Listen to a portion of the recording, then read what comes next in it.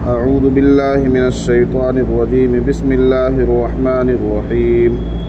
ويل للمطففين الذين إذا اكتالوا على الناس يستوفون وإذا كالوهم أو وزنوهم يخسرون ألا يظن أولئك أنهم مبعوثون ليوم عظيم يوم يقوم الناس لرب العالمين.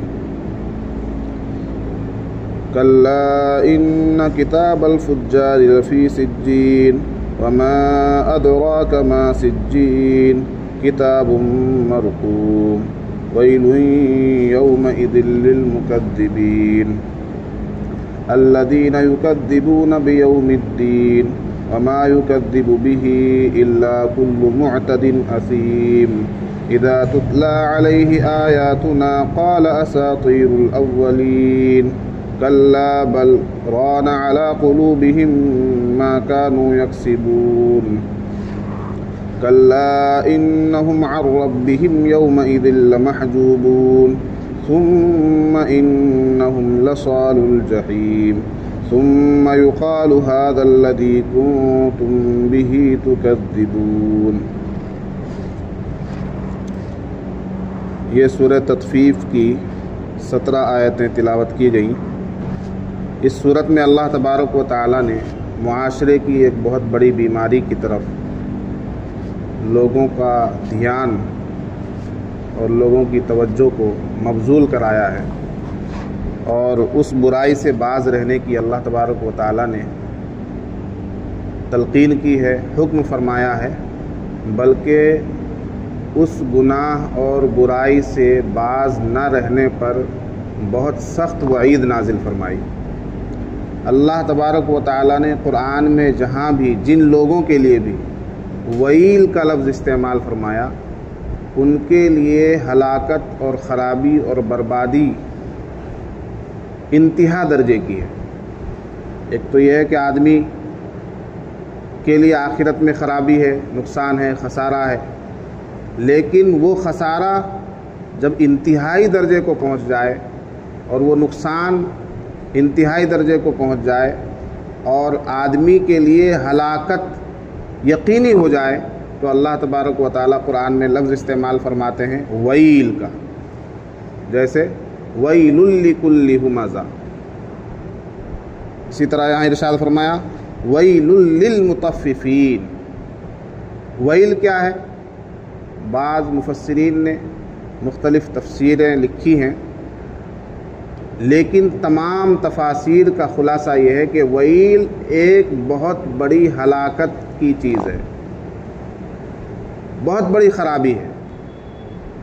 اور مفسرین نے لکھا کہ جہنم میں ایک بہت ہی خطرناک وادی کا نام ویل ہے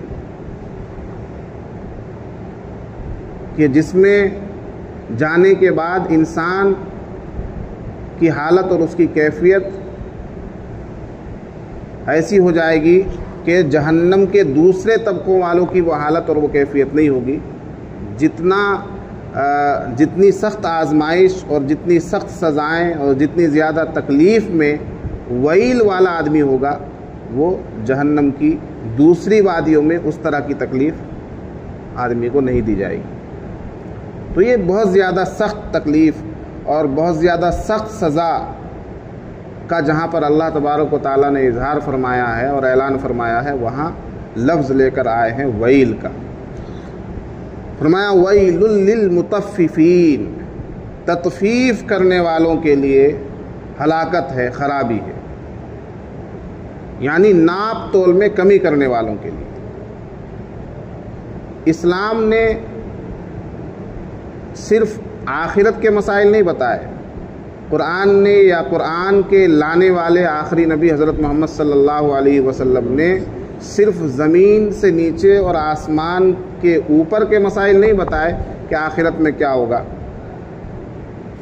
مقصود تو آخرت ہے ہی، اور قرآن اور احادیث اور نبی پاک صلی اللہ علیہ وسلم کی رہنمائی اور آپ کی ہدایت کا مرکز وہ آخرت ہی ہے. لیکن آخرت کے لیے جو چیز بیس بن رہی ہے، جو بنیاد بن رہی ہے، وہ دنیا ہے. اس لیے کہ دنیا ہی کے اعمال کا بدلہ تو آخرت میں دیا جائے گا. یہ صرف آخرت ہی آخرت ہے، دنیا نہیں ہے. اگر دنیا نہ ہو تو آخرت کا کوئی مطلب ہی نہیں. آخرت میں جو حساب ہونا ہے یا آخرت میں جو بدلہ دیا جانا ہے، جو جزا دی جانی ہے، جو سزا دی جائے گی، وہ کس کے لیے؟ دنیا کے لیے. تو اسلام نے مکمل دنیا کے نظام کا اور مکمل دنیا کے سسٹم کو سمجھایا ہے. صرف یہ نہیں بتایا کہ نماز کیسے پڑھنی ہے، صرف یہ نہیں بتایا کہ روزہ کیسے رکھنا ہے، صرف یہ نہیں بتایا کہ غسل کیسے کرنا ہے، طہارت کیسے حاصل کرنی ہے، بلکہ یہ بھی بتایا کہ تمہیں خرید و فروخت کیسے کرنا ہے، تمہیں لین دین اور معاملات کیسے کرنے ہیں، تمہیں ایک دوسرے سے کس طرح سے ملنا جلنا ہے، تمہارا انداز کیسا ہونا چاہیے، تمہارا رویہ کیسا ہونا چاہیے، تمہارے اخلاق و کردار کیسے ہونے چاہیے، ایک دوسرے کے بارے میں تمہارے دلوں کے اندر کیفیات کیا ہونی چاہیے. یہ تک اللہ تبارک و تعالیٰ نے قرآن میں رہنمائی فرمائی ہے. انسان کی پوری زندگی کی، صبح سے شام تک اور شام سے صبح تک کی جو انسان کی زندگی ہے، اس پوری زندگی کی رہنمائی قرآن میں موجود ہے.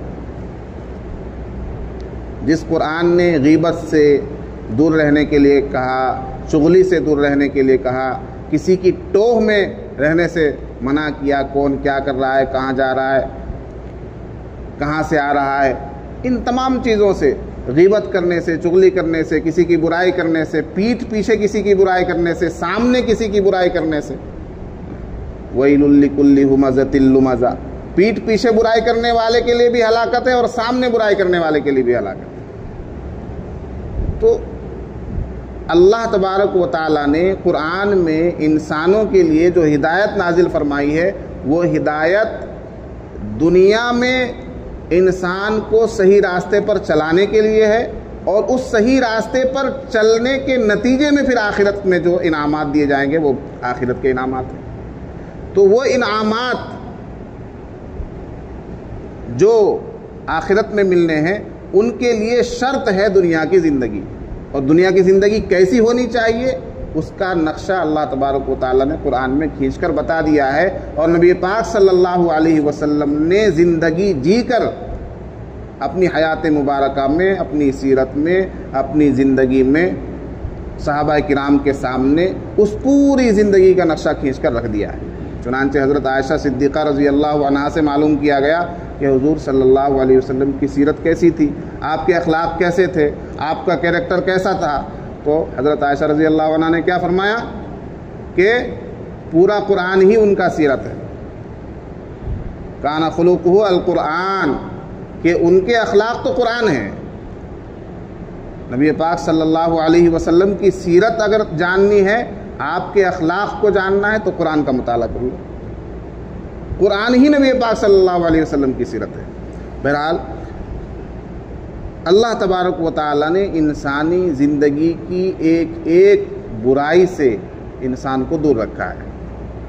تو ایک بہت بڑی بیماری اور بہت بڑی برائی جو ہمارے معاشرے میں پائی جاتی ہے اور پہلے بھی پائی جاتی تھی، حدیث میں آتا ہے کہ جب نبی پاک صلی اللہ علیہ وسلم مکے سے ہجرت فرما کر مدینے تشریف لے گئے تو وہاں کے لوگوں میں ناپ تول میں کمی کرنا یہ پایا جاتا تھا.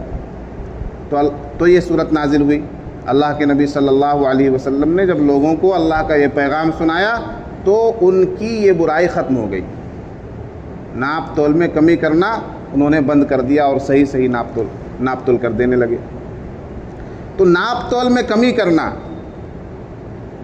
کم ناپ کر دینا، تجارت تو اسلام میں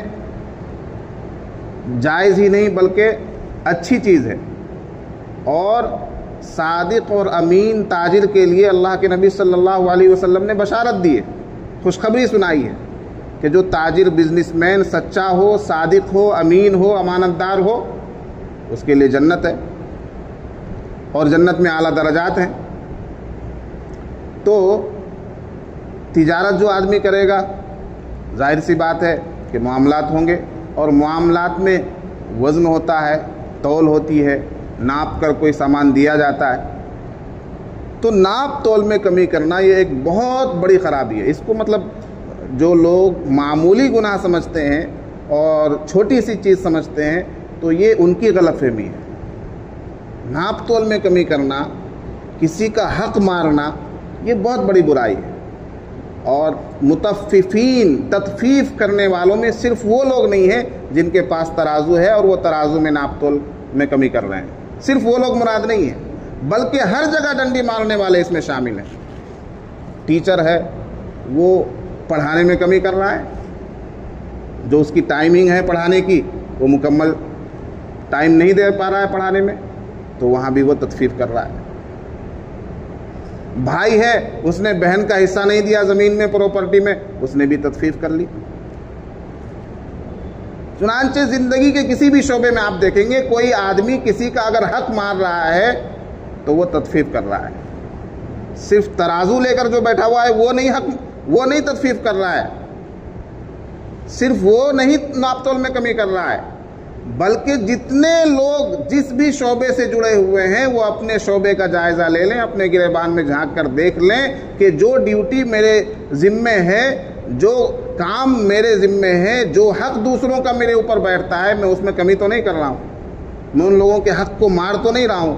اگر وہ حق مار رہا ہے کسی بھی شعبے میں رہ کر تو وہ تطفیف کرنے والا ہے، اور اس کے لیے یہ وعید ہے، ویل والی وعید، ویل للمطففین۔ چنانچہ شوہر بیوی اگر شوہر کا حق ادا نہیں کر رہی ہے تو تطفیف کر رہی ہے، شوہر بیوی کا حق ادا نہیں کر رہا ہے تو تطفیف کر رہا ہے، والدین اولاد کے حقوق ادا نہیں کر رہے ہیں تو تطفیف کر رہے ہیں، اولاد والدین کا حق ادا نہیں کر رہی ہے تو تطفیف کر رہی ہے۔ جہاں بھی حق مارا جائے گا اور حق میں کمی ہوگی تو وہ اس کے زمرے میں شامل ہو جائے گا۔ ویل للمطففین، ناپ تول میں کمی کرنے والوں کے لیے بڑی خرابی ہے۔ الذین اذا اکتالوا علی الناس یستوفون، وہ لوگ جب لوگوں سے ناپ کر لیتے ہیں تو پورا لیتے ہیں، ہے نا۔ یہ لوگ چالاک بھی بہت ہوتے ہیں، جو خود ناپ کر دینے میں کمی کر رہا ہے تو اس کو معلوم ہے کہ اگلا بھی یہ کام کر سکتا ہے تو وہ پورا لیتا ہے۔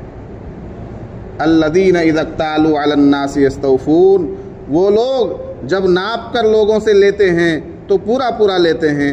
وَإِذَا كَالُوهُمْ أَوْ وَزَنُوهُمْ يُخْسِرُونَ، اور جب لوگوں کو کیل کر کے، ناپ کر کے یا وزن کر کے دیتے ہیں، یخسرون تو گھٹا دیتے ہیں، نقص کر دیتے ہیں، کمی کر دیتے ہیں، یعنی لیتے تو پورا ہیں لیکن جب دیتے ہیں تو کم کر دیتے ہیں۔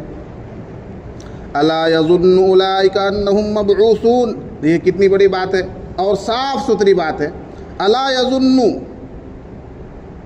کیا وہ گمان کیے بیٹھے ہیں، اولئک انہم مبعوثون، کہ وہ اٹھائے نہیں جائیں گے، دوبارہ زندہ نہیں کیے جائیں گے۔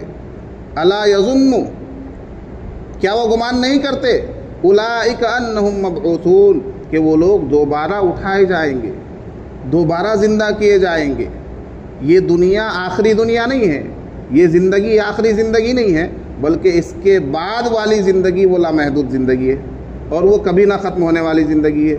اس دنیا کے بعد جو ایک دنیا آنے والی ہے جس کا نام آخرت ہے، وہ لامحدود دنیا ہے۔ تو کیا وہ یہ گمان کیے بیٹھے ہیں کہ جب آنکھ بند ہو جائے گی، مر جاؤں گا تو پھر کچھ نہیں ہونے والا ہے؟ تبھی تو وہ دھڑلے سے ناپ تول میں کمی کر رہا ہے، حق مار رہا ہے لوگوں کا۔ الا یظن، کیا وہ نہیں سوچتے، اولئک، کہ وہ لوگ، انہم مبعوثون، ضرور بالضرور، یقیناً دوبارہ زندہ کیے جائیں گے، لیوم عظیم، کس دن، اس عظیم دن میں، لیوم عظیم، اس عظیم دن کے لیے، اس بڑے دن کے لیے۔ اور وہ کون سا دن ہے؟ یوم عظیم کون سا ہے؟ قیامت کا دن۔ یوم یقوم الناس لرب العالمین، اس دن جب کہ لوگ اپنے پروردگار کے سامنے کھڑے ہوں گے۔ یوم یقوم الناس، جس دن کھڑے ہوں گے لوگ، لرب العالمین، عالمین کے پروردگار کے سامنے۔ اور وہ کون سا دن ہے؟ وہ قیامت کا دن ہے۔ جس میں ہر آدمی کو، ہر بندے کو، ہر انسان کو اللہ رب العزت کے سامنے کھڑا ہونا ہے، اپنے کیے کا حساب دینا ہے، اپنے اعمال کا حساب دینا ہے۔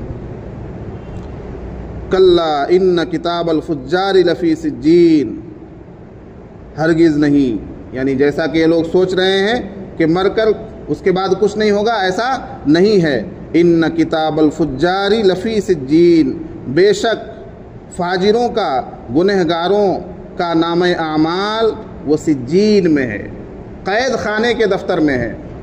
اور قید خانہ سجین وہ کہاں ہے؟ وہ بالکل تحت الثری میں ہے۔ تو گنہگاروں کا نام اعمال وہ سجین میں ہے۔ وما ادراک ما سجین، اور آپ کو معلوم بھی ہے کہ سجین کیا چیز ہے؟ کتاب مرقوم، وہ کتاب ہے لکھی ہوئی، کتاب ہے لکھی ہوئی، نام اعمال جو رقم کی ہوئی ہے۔ ویل یومئذ للمکذبین، خرابی ہے، ہلاکت ہے اس دن ان لوگوں کے لیے جو جھٹلاتے ہیں۔ ویل یومئذ للمکذبین، خرابی ہے اس دن جھٹلانے والوں کے لیے۔ ایک تو صفت بیان کی گئی تطفیف کرنا، یعنی ناپ تول میں کمی کرنا، ناپ تول میں کمی کرنے والوں کے لیے بھی خرابی ہے اور جھٹلانے والوں کے لیے بھی خرابی ہے۔ جھٹلانے والے کیا چیز جھٹلاتے ہیں؟ الذین یکذبون بیوم الدین، جو وہ لوگ جو جھٹلاتے ہیں بدلے کے دن کو، جزا اور سزا کے دن کو، قیامت کے دن کو جھٹلاتے ہیں۔ قیامت کے دن کو ایک جھٹلانا تو ہوتا ہے زبان سے، کوئی مسلمان نہیں جھٹلاتا، کسی سے بھی پوچھ لو بھائی قیامت پر یقین ہے، بالکل یقین ہے، 100% یقین ہے۔ تو ایک تو جھٹلانا ہوتا ہے زبان سے جو کوئی نہیں جھٹلاتا، لیکن ایک جھٹلانا ہوتا ہے عمل سے۔ عمل اس کا بتلا رہا ہے کہ اس کو قیامت کا خوف نہیں ہے۔ ناپ تول میں کمی کرنا یہ عمل اس کا بتلا رہا ہے کہ اس کو قیامت کا خوف نہیں ہے۔ تو عملی طور پر تو سارے مسلمان جتنے ہیں وہ قیامت کو جھٹلائے ہوئے ہیں۔ اللہ تعالیٰ اپنی پناہ میں رکھے۔